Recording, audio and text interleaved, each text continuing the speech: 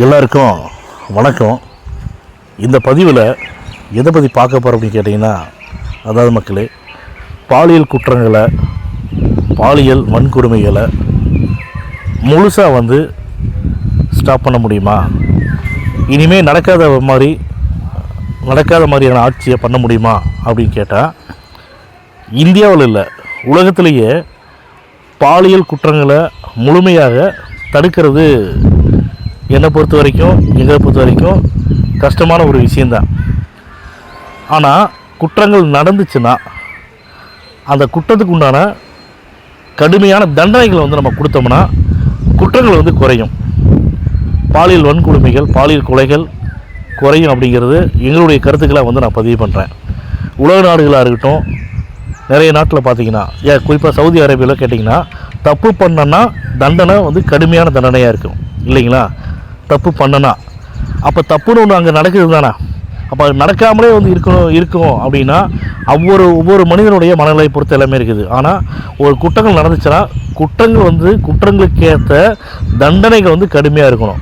இப்போ மரண தண்டனை கொடுத்தாங்க இல்லையா, விளாத்திக்குளம் அந்த அக்யூஸ்ட்டு கொடுத்தாங்களே, அந்த மாதிரி மரண தண்டனை கொடுக்கணும், கொடூரமான முறையில் கொடுக்கணும். அப்படி கொடுத்தா குற்றங்கள் தடுக்கப்படும், குறைக்கப்படும். குற்றங்களே நடக்காது அப்படின்னு ஒரு அரசு நம்ம அது திமுகவாக இருக்கட்டும், அதிமுகவாக இருக்கட்டும், தாவேக்காவாக இருக்கட்டும், இனி எந்த ஒரு கட்சிகள் வந்தாலுமே, அதான் நான் சொல்லிட்டேன், உலக நாடுகளே சொல்கிறேன், உலகத்திலே பார்த்திங்கன்னா இந்த மாதிரியான சம்பவங்கள் நடக்குமா அப்படின்னா கண்டிப்பாக நடக்கும். ஆனால் அது நடந்துச்சுன்னா அதுக்கு உண்டான தண்டனைகள் கடுமையாக கொடுக்கணும், குற்றங்கள் குறைக்கணும் அப்படிங்கிறத உண்மையான விஷயமே. அப்படி பார்த்திங்கன்னா இன்றைக்கி பாருங்கள், விஜய் அவர்கள் முதலமைச்சராக பதவியேற்றதுக்கு அப்புறமா என்னென்ன நடவடிக்கைகளை தீவிரமாக எடுத்துகிட்டு இருக்கிறாங்க, பெண்களை பாதுகாப்பதற்கு உண்டான என்னென்ன நடவடிக்கைகள் எடுக்கிறாங்க அப்படிங்கிறத எல்லாருமே ஒவ்வொரு நாளும் கவனிச்சுட்டு இருக்கிறோம். போதை கலாச்சாரத்தை ஒழிக்கிறதா இருக்கட்டும், ஒயின் ஷாப் கடைகளை, மதுபான கடைகளை மூடுறதா இருக்கட்டும், எல்லாத்தையுமே வேகமாக தாவேக்கா அரசு பண்ணிட்டு இருக்கிறாங்க.